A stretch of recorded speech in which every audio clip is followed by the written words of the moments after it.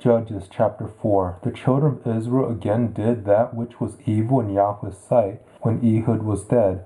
Yahweh sold them into the hand of Jabin king of Canaan, who reigned in Hazor, the captain of whose army was Sisera, who lived in Harosheth of the Gentiles. The children of Israel cried to Yahweh, for he had 900 chariots of iron, and he mightily oppressed the children of Israel for 20 years. Now Deborah, a prophetess, the wife of Lapidoth, judged Israel at that time. She lived under Deborah's palm tree between Ramah and Bethel in the hill country of Ephraim, and the children of Israel came up to her for judgment. She sent and called Barak the son of Abinoam out of Kedesh Naphtali, and said to him, Hasn't Yahweh the Elohim of Israel commanded, Go and lead the way to Mount Tabor, and take with you 10,000 men of the children of Naphtali and the children of Zebulun?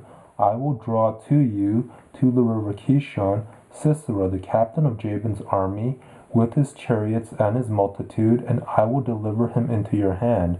Barak said to her, If you will go with me, then I will go, but if you will not go with me, I will not go. She said, I will surely go with you. Nevertheless, the journey that you take won't be for your honor, for Yahweh will sell Sisera into a woman's hand. Deborah arose and went with Barak to Kedesh.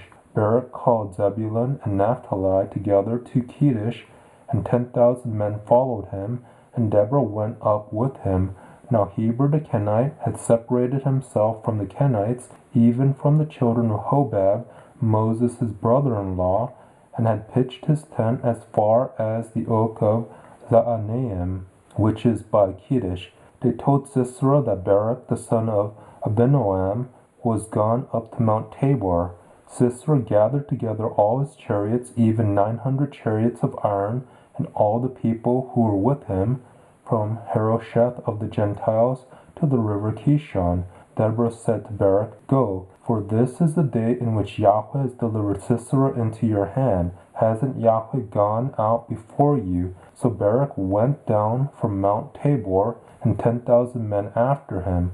Yahweh confused Sisera and all his chariots and all his army with the edge of the sword before Barak. Sisera abandoned his chariot and fled away on his feet. But Barak pursued the chariots and the army to Harosheth of the Gentiles, and all the army of Sisera fell by the edge of the sword. There was not a man left. However, Sisera fled away on his feet to the tent of Jael, the wife of Heber the Kenite, for there was peace between Jabin the king of Hazor and the house of Heber the Kenite.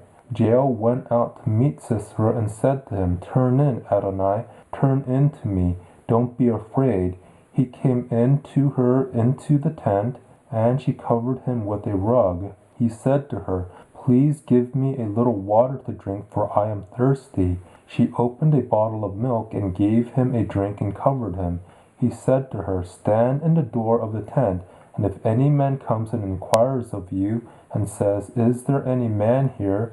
You shall say no. Then Jael, Heber's wife, took a tent peg, and took a hammer in her hand, and went softly to him, and struck the pin into his temples, and it pierced through into the ground, for he was in a deep sleep. So he fainted and died. Behold, as Barak pursued Sisera, Jael came out to meet him, and said to him, Come, and I will show you the man whom you seek. He came to her, and behold, Sisera lay dead, and the tent peg was in his temples. So Elohim subdued Jabin the king of Canaan before the children of Israel on that day. The hand of the children of Israel prevailed more and more against Jabin the king of Canaan, until they had destroyed Jabin king of Canaan.